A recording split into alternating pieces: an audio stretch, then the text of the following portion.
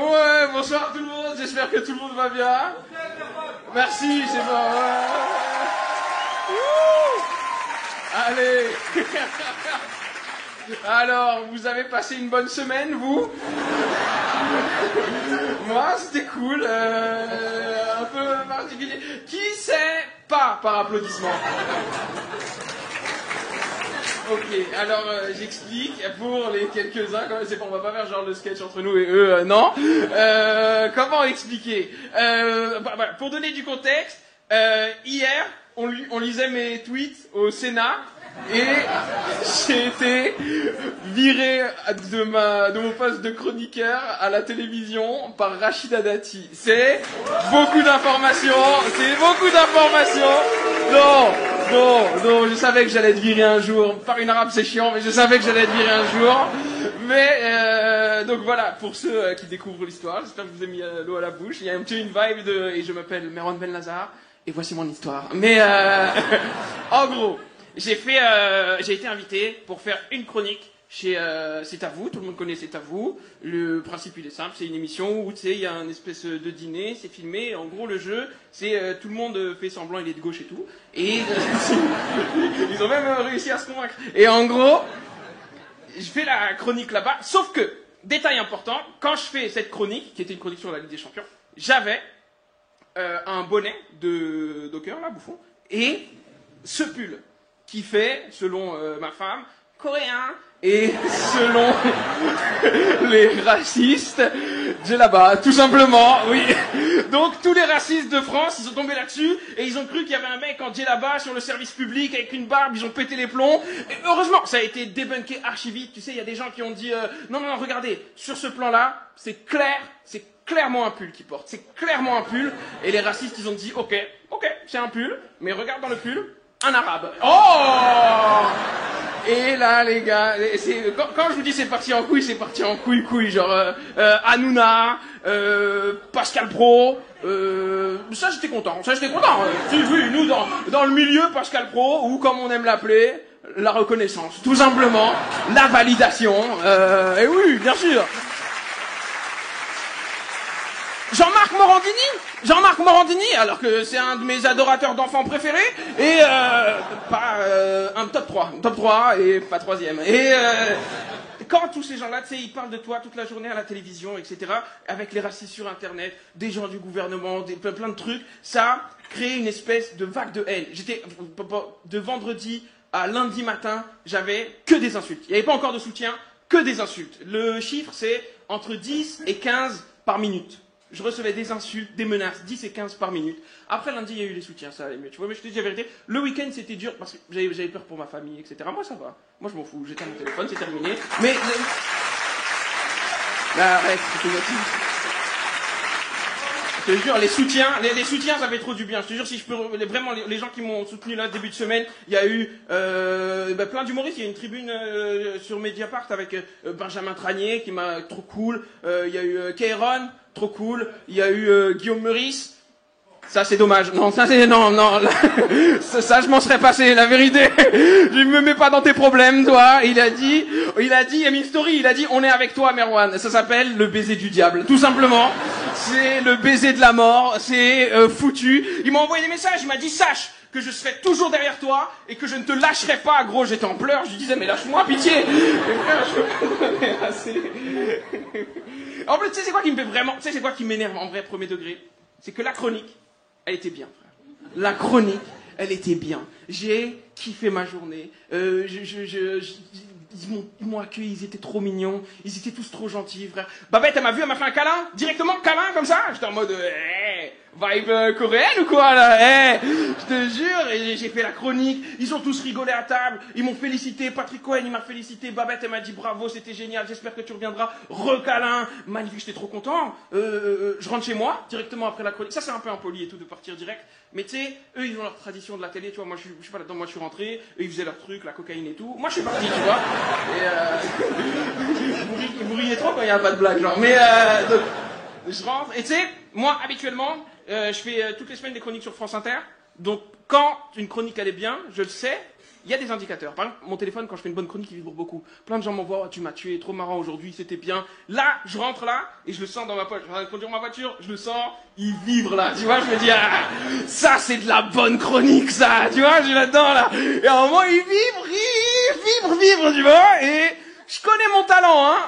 Ça, c'est pas moi. Là, je suis marrant et tout. Mais ça vibre pas chronique. Là, tu sais, ça vibre URSAF. Tu vois ce que je veux dire ou pas? 3e rappel d'amende, c'est ça que ça vibre chronique majorée. Voilà, c'est ça que ça vibre. Et en fait, c'était les racistes. Dès le vendredi soir, dès que j'ai fini la chronique, ils sont direct allés fouiller ma vie. Ce qui est le truc le plus raciste du monde. Parce que des Bertrand Chameroy ou les gars que je remplace, tout simplement, qui sont pas des Arabes, on n'a jamais fouillé leur vie, gros. Et ils en ont fait plein des chroniques. Première chronique, ils sont allés fouiller ma vie, ils sont allés fouiller, tu connais, et c'était plein de demandes d'amis sur Facebook, ils ont fouillé mon Twitter, ils ont rien trouvé. Magnifique, ils ont rien trouvé. Du coup, ce qu'ils font quand c'est comme ça, ils prennent des morceaux de conversation, et avec ces morceaux de conversation, ils essayent de créer un faux truc, ils essayent de faire dire des trucs à des mots tirés de leur contexte, etc. Par exemple, ils ont pris une conversation que j'avais eue avec une meuf, tu vois, et je lui disais, tu sais, je draguais maladroitement, tu vois, je lui ai dit, elle m'a dit, elle a dit qu'elle avait raté le livreur UPS alors qu'elle avait payé la livraison Prime. Et je lui ai dit, si tu avais été chez toi auprès de ton père, là où est ta place, eh bien, tu ne l'aurais pas raté. Frère, je suis raciste, je tombe là-dessus, je dis, il est mort. Mais, c'est trop mignon parce qu'en plus, elle a voulu mettre sa part au combat et tout, elle a retrouvé la conversation en entière et elle a dit arrêtez de dire que c'est un misogyne, arrêtez de dire que c'est un misogyne qui respecte pas les femmes, regardez la preuve, voici la conversation entière, c'était une blague. Et ils lui ont répondu, mais ta gueule la bougnoule. Et ça, ça veut dire, ouais, eux ils sont pas misogynes, en fait, eux ils sont féministes, sauf si c'est une arabe. Tu vois ce que je veux dire ou pas? C'est ça en gros l'idée. Et tu peux pas, moi jamais de ma vie, je vais expliquer ou quoi que ce soit de ces tweets. Jamais de la vie. Pourquoi? Parce qu'ils prouvent rien. Parce que si t'as pas prouvé que je suis coupable, je suis innocent. Ça, c'est la base pour tous les humains normaux.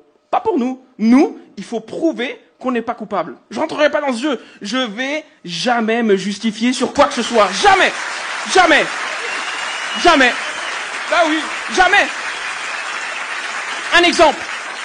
Tu peux pas prendre un morceau d'une conversation et en faire une vérité générale. Autre exemple. Moi, je suis un mec de Saint-Denis, tu vois. J'ai grandi à Saint-Denis. En fait, j'ai grandi à Pierrefitte, mais bon, maintenant, on n'a plus de ville. Et en gros, trop marrant. En gros, j'avais un pote à moi, tu vois, c'est toujours mon pote. Enfin, il est en prison et tout. En gros, il s'appelle Moussa, tu vois. Moussa et moi, on a de l'humour de mec de banlieue. C'est-à-dire que Moussa, quand il me voit, à chaque fois, tous les matins, depuis le collège, comment ça va, sale arabe? Il me dit ça à chaque fois, frère. Moi, je dis ça va et toi, sale noir. C'est ça notre délire, ok? Un jour, Moussa, sur Twitter, il écrit « Bonjour à tous, le saviez-vous, virgule, Merwan Ben Lazar n'est qu'un sale arabe. » Ok? Moi, je réponds, on y va crescendo, je dis « Ah, énorme nouvelle, sale noir. » Et lui, en dessous, il dit un truc, ça va crescendo. Il dit je suis peut-être un sale noir, mais tu pourrais quand même laisser ta mère sortir de chez toi, sale extrémiste. Et moi, je réponds, au moins ma mère, elle est pas noire. Vous me dites dès que vous êtes choqués. Hein. Et ça monte comme ça, tu vois. Ok? On en a plein des conversations comme ça. Un jour, Moussa supprime son compte Twitter. Donc, si tu vas sur la conversation, là, tout de suite, il n'y a que moi qui parle à un compte Twitter qui n'existe plus et qui lui dit « Tu n'es qu'un sale noir, Moussa !» Et tout le monde se demande « Mais qu'est-il advenu de ce Moussa, cyberharcelé ?» Moussa, c'était une merde, d'accord, mais c'est pas ça le sujet. Tu sais pourquoi j'ai mis un bonnet je m'en veux tellement d'avoir mis le bonnet. Tu sais pourquoi j'ai mis un bonnet? Je vais le dire. J'ai une calvitie, oui monsieur. J'ai une calvitie, ça c'est venant d'un homme qui reflète le ciel, c'est un peu chiant, mais oui j'ai une calvitie monsieur. Frère, mais toi t'es magnifique, toi t'es dans la phase où t'as accepté. Moi pas encore, moi il y a 2 semaines je faisais encore des dégradés frérot. Et tu sais, on était dans la discussion avec ma femme, moi je suis marié, sorry lady girls, mais moi je suis marié genre. Et ma femme elle me dit... je lui dis, tiens, je vais passer à la télé, qu'est-ce que je fais et tout. Elle me dit, fais pas de dégradé, c'est ridicule avec les spots en plus, on va voir ton crâne à travers tes cheveux. Rase tout, elle me dit, ok? Rase tout. J'ai tout rasé. Je suis rentré, tu sais, elle m'a dit quoi? J'aime pas, Donc je suis coincé comme ça. En plus, j'ai voulu faire le mec mignon. Je dis, mais non, mais touche, regarde, c'est rigolo. Elle m'a dit, mais je touche pas, ça me dégoûte. Et voilà. Bloqué là-dedans. Le fils de Choupi et Hagrid. C'est horrible, gros, ce qui m'arrive. Donc je suis comme as, gros, je vais comme as à l'émission, j'y vais comme ça, gros, je vais comme ça à l'émission là, l'extrême droite, ils disent, oh, mettez-lui un bonnet, frère. Oh non, il faut couvrir là, il faut couvrir, hein. Donc, avant l'émission, je discute avec elle, je dis, j'y vais comment? Moi, mon style de base, je fais ça, et je mets la casquette. C'est exactement ça que j'avais prévu, ok? Elle me dit, la casquette, ça fait banlieue. Elle me dit, pas la casquette, elle est de droite. Mais elle me dit, du coup, elle sera dans C'est à vous la semaine prochaine. Mais en gros, elle dit, la casquette, ça fait banlieue, mais pas la casquette. Elle dit, mets ton petit bonnet, t'as un petit bonnet cool et tout, ça fait coréen. Donc, je mets le bonnet, je te jure, je me regarde dans la glace, là, avec ce gros pull et l'espèce de bonnet court. Et je lui dis, mais je vais pas y aller déguisé en bobo de merde, là. Et elle m'a répondu, peut-être ça fait bobo de merde, mais au moins, ça fera taire les racistes.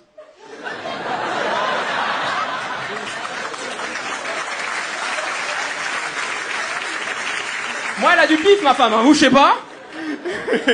Non, c'est pas cool de dire ça. En plus, c'est elle qui me soutient, elle habite chez moi et tout, genre vraiment. Non, tu sais, je suis tout le temps avec elle, c'est pas cool de dire ça. Tu sais à quel point elle est vraiment, sa crainte c'est que je sois triste. Elle est pas triste, elle tout va bien. Je lui ai dit comment tu le vis, elle m'a dit meilleure semaine de ma vie, je suis trop la star au taf. Et elle en a rien à péter. Mais elle me soutient de fou, je jure. Elle m'a dit elle voulait venir ce soir, elle voulait venir. Elle m'a dit tu vas tester des blagues, tu vas te défendre, je veux être là. Mais je lui ai dit ça ne change rien. Tu n'as pas le droit de sortir. C'est ça que je lui ai dit. Non, je rigole. Elle a le droit de sortir, elle a le droit de sortir. Elle a le droit de sortir. Pour aller au travail. Je rigole, elle n'a pas le droit de travailler. Mais...